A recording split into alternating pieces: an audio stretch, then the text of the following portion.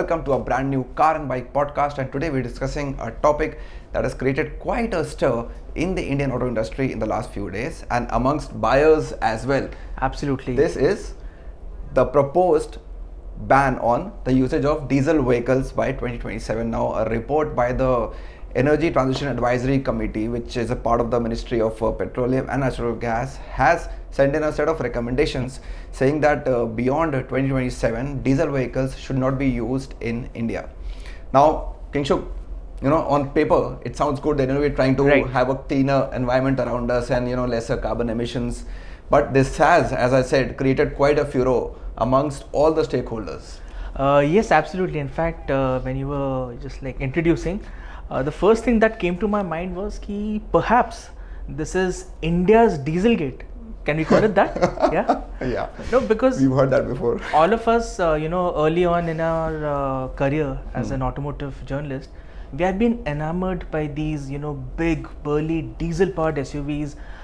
That shove of torque, that burly, butch appeal on the road.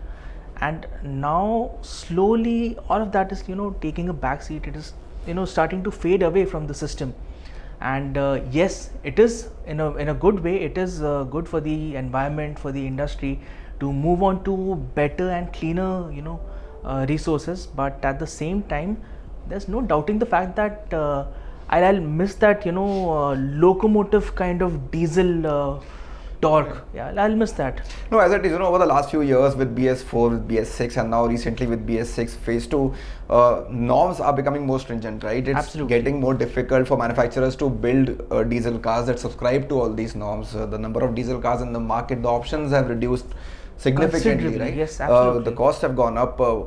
But despite that, there are some manufacturers who are very bullish on diesel vehicles. You look at Tata, you look at Hyundai also for some cars. Mahindra for that. Brands like Mahindra are heavily dependent on the sale of diesel vehicles. So they've invested a lot of money also in this, right? So if they subscribe to new diesel norms, these vehicles, a lot of money has gone into making these vehicles. Now, if you buy something in 2023 and you get to know that 3.5 years from now, I will not be able to use that car. Right. As a manufacturer or even as a consumer. Yes. What would you think? No, it is going to come as a very big blow to all the automotive enthusiasts in the country, because for the longest time diesel has been one of the main sources of fuel for the automotive industry. You look at commercial transport, commercial vehicles, a lot of them run on diesel still. Totally. Yes, we are slowly making the move to CNG and electricity and all. But if you say that, I think the report also suggests that 40% of all fossil fuels used in India, 40% of it is consisted of diesel.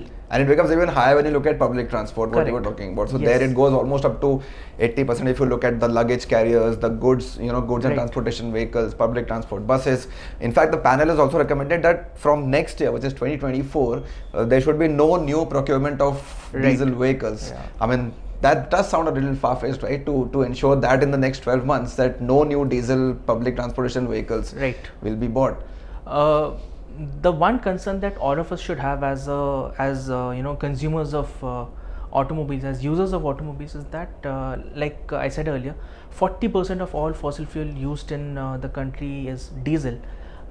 If you suddenly take that huge chunk of 40% out of the equation, then what do you replace it with? Correct. So we need to have proper replacement, proper resources in place, proper planning, a lot of planning for that matter, so that the transition is very, very smooth. And also, I was thinking about this. Is it fair to the buyer also? If somebody say bought a diesel car last year in 2022, now on his registration certificate you say this is valid for 15 years, or if you're an NCR, it's valid for 10 years. So I should have that peace of mind that my car will run if I'm sitting in Delhi at least till 2032. But here I am looking at the proposal that 5 years before that, I won't be able to use my vehicle. So, they've paid a road tax, they've paid a registration fee for a stipulated period of time, and certainly this would happen. And the only option you'll have is to maybe scrap your vehicle and nothing else. Yeah. So it's not fair to the consumer also in some way, right? So no, should there be a decision, for example, no new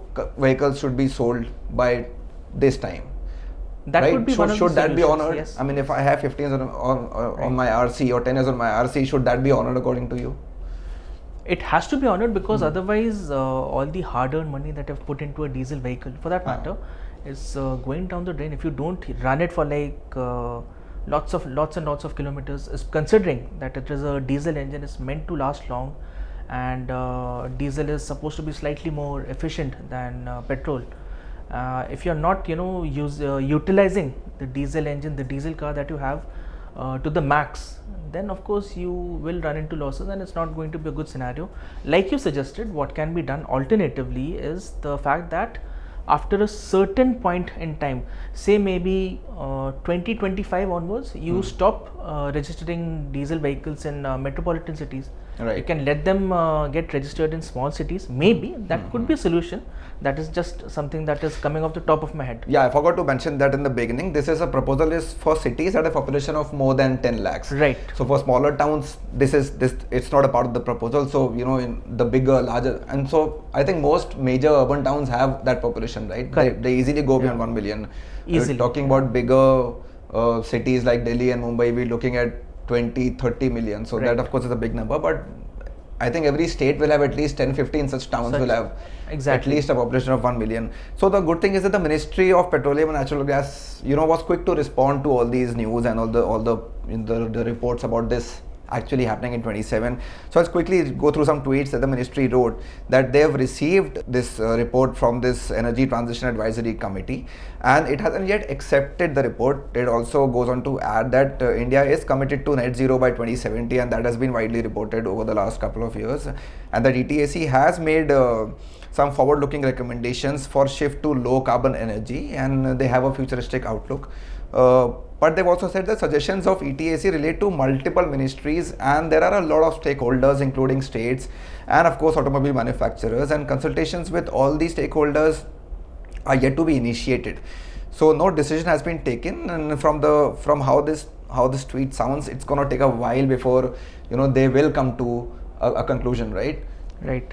So one of the Twitter users on the same thread, he says that if diesel cars are to be banned in 2027, then the public should have known at least 12 years ago.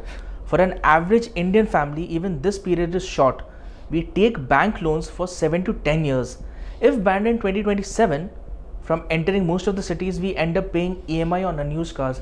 That's a huge statement that this Twitter user has made.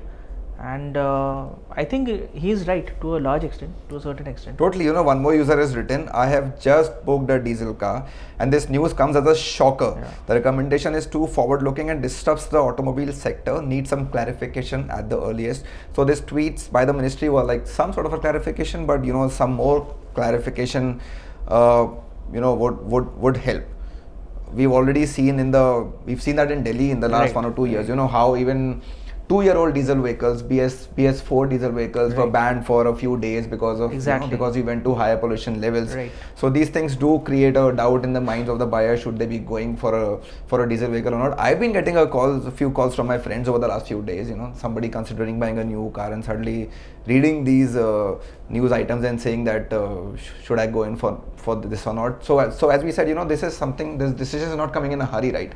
Because there are so many stakeholders, because that public transport is involved heavily, goods transportation as well, and the car penetration in India is still 20 cars to 1,000 people, which is one of the lowest in the world. So a large part of our country, our population still depends on public transport, which means a large population in the cities, in the urban environment, or even intercity transportation. A lot of it is still dependent on diesel, right, as a fuel. So to take that option away, how will a large part of our country move from A to B? That also is a big concern, or should be a big concern for all the decision makers. Absolutely, and something that most auto journalists and plying as a trade, as an auto journalist, we have seen that this is a policy related thing, right? So we have seen earlier also that when demonetization was introduced, then you had the flip-flop on the GST, then you made the switch from BS4 to BS6. Then now in April 2023, you ushered in the phase two of BS6 emission norms, and you've seen quite a few cars, say goodbye to the automotive market, which were really famous. And take Maruti for example, the 1.3 DDIS engine. It is legendary. I mean, the reliability, the performance, the efficiency, everything was legendary. But Maruti took that brave call, bold call to discontinue that engine because it didn't make sense economically. It wasn't viable, and I do miss that engine because I've driven it extensively, and I do miss that engine. And yes, moving on to other sources of fuel, it is of paramount importance. There's no doubt about that. Is diesel unclean? Yes, it is. There's no doubt. There's no discussion about that. But it has to be done in a phased manner. That's what I believe. No, but they're subscribing to the norms, right? If the government stipulates that this is BS6 phase 2, right, and even if it's a diesel, it's still following the norms. It's coming into that limit, right? So then how can we decide that, this is polluting a lot, or, if the government is allowing for the sale of those vehicles? So that is something that the Energy Transition Committee, Advisory Committee has to look at. And I'm sure they have decent enough data, but such decisions can't be made in haste because like one of the Twitter users said, we take EMIs on our cars for 7 to 10 years on an average. Right. And you don't want to pay EMI on an unused car which has already been scrapped. I think passenger cars get discussed a lot, right? They are a very small chunk of diesel users in the country. Right. Public transport, even tractors and so many other vehicles use diesel, and for them the consumption is much higher, but all the discussion is always centered around passenger cars or diesel cars pollute, and especially in places like Delhi during the winters it comes into discussion a lot. And if you look at the sales now, I don't think even 10% of you, if you look at the for Hyundai for example, they're selling some diesel models. You have the Venue, you have the Creta, maybe Creta a little higher, but smaller cars like the Tata Altroz also for example. I don't think the penetration of diesel is too high. Look at the ratio of what's getting sold. It's negligible compared to the scenario 3 to 4 years ago before BS6 before BS6 came in, BS6 emission norms. It was considerably larger. I mean, I think 5 to 6 years ago the split between petrol and diesel in passenger cars was almost 50-50. Yeah, correct, absolutely. And now it has dropped, and you see other manufacturers also stopping sales and even development of diesel engines for that matter. You take the Renault Nissan group in India, you take the Volkswagen group in India, Honda. So you see all these manufacturers turning away from diesel engine. I think it's a good move. I think that's how it should be done, in a phased manner, planned manner. But something like this, I think it warrants more discussion. Yeah. Absolutely. So that was our discussion around this proposed ban on diesel vehicles from 2027. We hope you could add some value to this entire topic, and sincerely hoping that whatever comes out of this, the report and finally the decisions that are made are in interest of all the stakeholders. Yes, absolutely. And we'll be back soon with another Car and Bike podcast. So do stay tuned to the Car and Bike YouTube channel, and see you soon. Thank you for joining us.